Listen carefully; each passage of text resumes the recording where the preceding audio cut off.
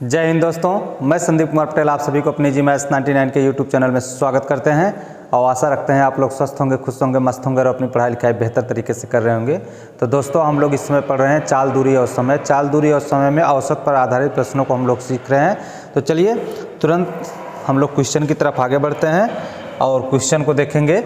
इसके पहले हम लोगों ने इस पे औसत पे आधारित प्रश्नों पर जो बेसिक चीज़ें होती हैं उस पे हम लोगों ने इसके पिछले लेक्चर में सीख लिया है। आज क्वेश्चन को हल करेंगे।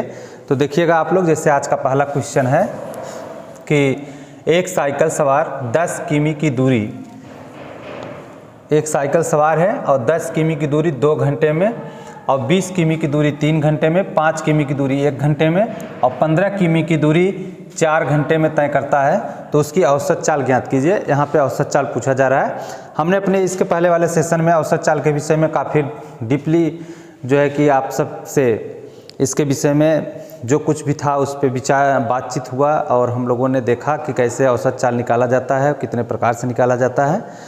तो चलिएगा देखिएगा आप लोग, यहाँ पे औसत चाल बराबर होगा औसत चाल बराबर, हमने आप सभी को बताया था कि अगर दूरी और समय दोनों दिया गया हो तो औसत चाल बराबर होता है कुल दूरी बटे कुल समय। तो यहाँ पे देखिएगा कुल दूरी है, पहले वो 10 किलोमीटर चला है तो 10 प्लस 20 और प्लस 5 किलोमीटर और फिर लास्ट में 15 किलोमीटर चला गया है। तो 10 किलोमीटर दूरी तय करने के लिए 2 घंटे का समय लगा था, 20 किलोमीटर की दूरी तय करने के लिए 3 घंटे का और 5 किलोमीटर दूरी तय करने के लिए 1 घंटे का समय लगा और 15 किलोमीटर दूरी तय करने के लिए 4 घंटे का कुल समय लगा है। इस प्रकार से ये कुल चला गया दूरी है और बटे कुल लगा समय है। दोस्तों कई दिन से काफ़ी डिस्टर्बेंस चल रहा है जिसकी वजह से क्लास हम रेगुलर नहीं कर पा रहे हैं। इसका वजह है कि ना अपने कोचिंग में एक लाइब्रेरी बन रही है जिसकी वजह से काफ़ी शोरगुल होता है। जैसे मिस्त्री काम कर रहे हैं तो कुछ आवाज़ भी आ रही होगी जो आप लोगों को सुनाई पड़ रहा होगा। इसी वजह से डेली क्लास नहीं हो पा रही है। फिर भी आप लोगों के लिए हम पूरी कोशिश करते हैं कि क्लास होती रहे। तो चलिए देखिएगा, यहाँ पे इन सभी को जोड़ लिया जाएगा। तो देखिए 5 5 10, तो 10 के 0 और 1 2 3 1 4 1 5, तो 5 बटे देखिएगा आप 2 और 3 6 और यहाँ प्लस रहेगा और 4 1 5, तो 3 2 5, 3 और 2 5 और 4 1 5, तो हो गया 10। इसको कैंसिल आउट कर लेंगे तो हो जाएगा 10 5 5, 10 1 10 और 10 5 50, तो 5 किलोमीटर प्रति आवर जो होगा इसका एवरेज स्पीड होगा। तो उम्मीद देखिएगा नेक्स्ट क्वेश्चन है कि एक बस 3 लंबे 4 भाग को क्रमशः 10 किमी प्रति घंटा, 20 किमी प्रति घंटा, 30 किमी प्रति घंटा और 60 किमी प्रति घंटा की दर से दूरी तय करता है। तदनुसार उस बस की औसत चाल ज्ञात कीजिए। यहाँ पे 3-3 किमी लंबे के 4 भाग हैं और बस द्वारा इस दूरी को तय किया जा रहा है। तो पहले भाग को 10 किमी प्रति घंटा की दर से, दूसरे को 20, तीसरे को 30 और चौथे को 60 किमी प्रति घंटा की चाल से तय किया जाता है। पूछा जा रहा है कि बस का औसत चाल क्या है। तो हम आप सभी को बताए थे कि अगर समान दूरी को तय किया जाए तो उसके लिए फार्मूला था, अगर 2 टाइम दूरी को तय किया जाता था तो 2xy बटे x प्लस y था। या इसको हल करने का सबसे बेहतर कॉन्सेप्ट होगा कि हम लोग इसे इस प्रकार से हल करें कि जैसे देखिएगा AB, BC, CD और DE। AB की दूरी तय करता है 10 किलोमीटर प्रति घंटा की चाल से और BC की दूरी तय करता है 20 किलोमीटर प्रति घंटा की चाल से और DC की दूरी तय किया जाता है 30 किलोमीटर प्रति घंटा की चाल से और DE की दूरी तय करता है 60 किलोमीटर प्रति घंटा की चाल से। इस प्रकार से सभी का ले लिया जाएगा एलसीएम और सभी का जब एलसीएम लेंगे 10, 20, 30 और 60 का तो टोटल एलसीएम होगा 60। अब इस प्रकार से देखिए ए से इसमें भाग दे देंगे तो हो जाएगा 10, 60 है तो 10 छंग 60 20 तिहाई 60, 30 दूना 60 और 60 एक्का 60। अब औसत चाल बराबर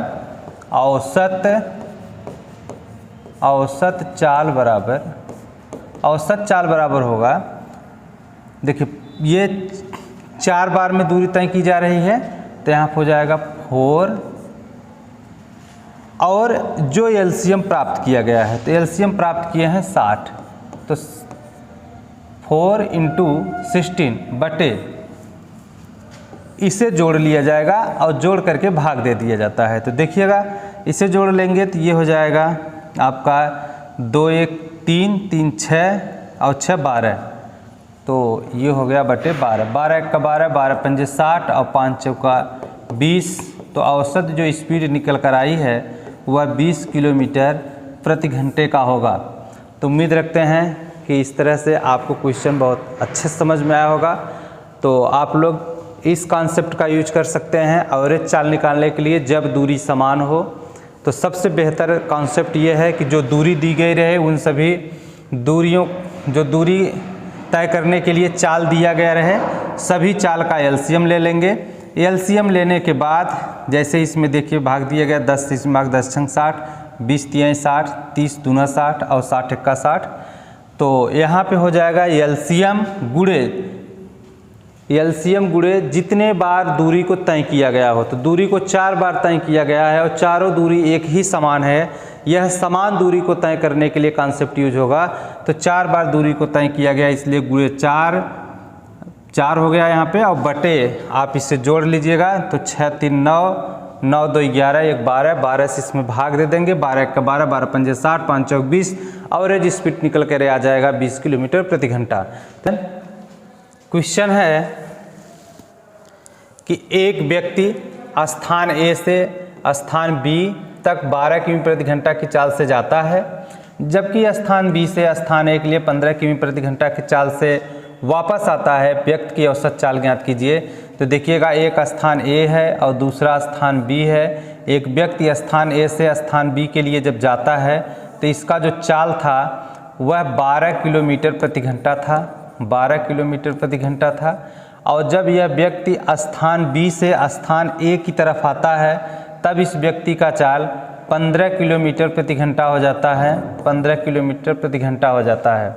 पूछा जा रहा है कि व्यक्ति की औसत चाल क्या होगा। तो आप यहाँ पे देख रहे होंगे कि दूरी समान है, और जब दूरी समान हो तो वहाँ पे हम लोग कॉन्सेप्ट यूज करते हैं। जैसे ए से बी के लिए जा रहा है तो 12 किलोमीटर प्रति घंटे की चाल से जा रहा है, और बी से जब ए के लिए आता है तब यह 15 किलोमीटर प्रति घंटे की चाल से आता है। तो हमने आप सभी को बताया कि इसका ले लिया करिए एलसीएम। तो 15 और 12 का एलसीएम ले लेंगे तो ये हो जाएगा 60 इसका एलसीएम ले लीजिए, या फिर 60 एलसीएम ले लीजिए। अब देखिए 12 पंजे 60 और 15 चौका 60, इस प्रकार से हो गया। अब ये 2 टाइम चली गई दूरी है, यानी एक समान दूरी को 2 बार तय की जा रही है। तो यहाँ पे हम लोग लिखेंगे 2 गुणे, या इससे पहले लिख लीजिए कि औसत चाल बराबर औसत चाल बराबर 2 गुणे एलसीएम जो आपने प्राप्त किया है एलसीएम बटे इसे जोड़ लीजिए 5 4 9 अनुपातिक योग, ये हो गया 9। इसको हल कर लिया जाएगा तो ये देखिए 3 से हम काट देते हैं, 3 दूना 6, 3 त्रिक का 9, 3 त्रिक का 9 और 3 दूना 6, तो ये हो गया 2 दूना 4, 40 के बटे 3, 13 तिया 39, तो 13 सही 1/3 किलोमीटर प्रति आवर्स होगा इसका एवरेज चाल। तो उम्मीद है दोस्तों कि ये भी आपको बहुत अच्छे से समझ में आया होगा। हमने आप सभी को बता रहे हैं, हम आप सभी को इस चीज़ को बार बार बता रहे हैं कि जब समान दूरी को तय किया जाए, अगर 2 टाइम दूरी तय किया जाएगा तो एलसीएम में 2 का गुणा करेंगे, 3 टाइम होगा तो 3 का गुणा करेंगे, 4 टाइम होगा तो 4 का गुणा करेंगे, 5 टाइम होगा तो 5 से गुणा करेंगे। अर्थात अगर दूरी समान है और उस समान दूरी को जितनी बार तय किया जाएगा एलसीएम जो प्राप्त होता है उसमें उतने का गुणा कर दिया जाता है। और बटे में जो आप भाग दे करके ये प्राप्त करते हैं, इससे भाग दे देना है जोड़ करके। तो चलिएगा, हम पूरी उम्मीद रखते हैं दोस्तों का आपको ये भी क्वेश्चन बहुत बेहतर तरीके से समझ में आया होगा। आप लोग इसे नोट करें। इसके बाद हम नेक्स्ट क्वेश्चन पर चर्चा करते हैं।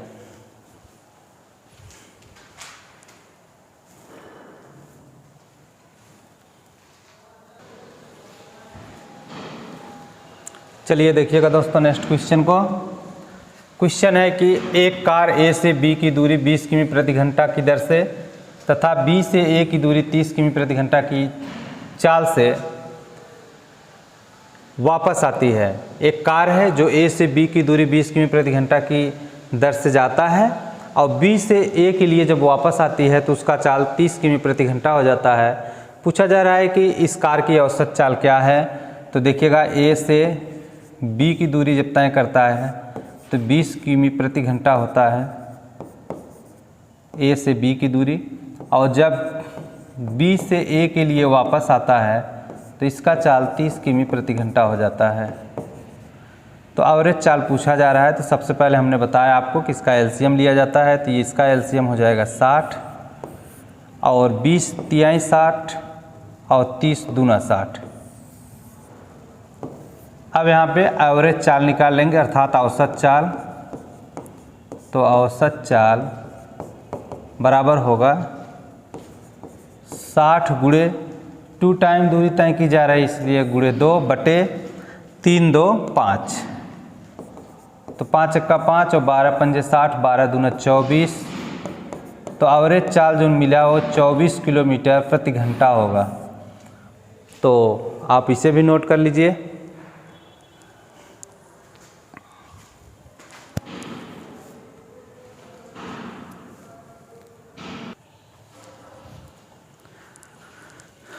चलिएगा दोस्तों, देखिएगा नेक्स्ट क्वेश्चन। नेक्स्ट क्वेश्चन है कि एक कार ए से बी की दूरी 5 किमी प्रति घंटा, बी से सी की दूरी 10 किलोमीटर प्रति घंटा और सी से डी की दूरी 15 किलोमीटर प्रति घंटा की चाल से दूरी तय करता है। कार की औसत चाल ज्ञात कीजिए। तो सबसे पहले हम लोग लिखेंगे ए से बी की दूरी 5 किमी प्रति घंटा की चाल से तय करता है और बी से सी की दूरी 10 किमी प्रति घंटा और सी से डी की दूरी 15 किमी प्रति घंटा 15 किमी प्रति घंटा। तो सबसे पहले आप सभी जानते हैं कि इसका हम लोग एलसीएम ज्ञात कर लेते हैं। तो इसका एलसीएम हो जाएगा 30 और 5 से 30 में भाग देंगे 5 छक 30, 10 तिहाई 30 और 15 दूना 30। तो एवरेज चाल बराबर हो जाएगा, यानी कि औसत चाल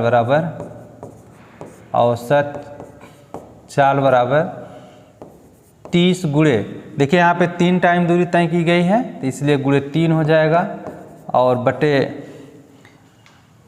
6 3 9 2 11। इसका इसमें गुणा कर लेंगे तो हो जाएगा 3 त्रिका 9, 90 बटे 11, 11 का 11, 11 88। तो 8 सही 2 बटा 11 किमी प्रति आवर्स इसका एवरेज चाल होगा। तो दोस्तों उम्मीद रखते हैं कि अब इस प्रकार का अगर कोई भी क्वेश्चन आता है तो आप उसको भली भांति उस क्वेश्चन को हल कर लेंगे। अब हम इसी प्रकार के औसत पे आधारित ही क्वेश्चन पे चर्चा करेंगे इसके अपने नेक्स्ट क्लास में। तो चलिएगा, मिलते हैं नेक्स्ट क्लास में। धन्यवाद।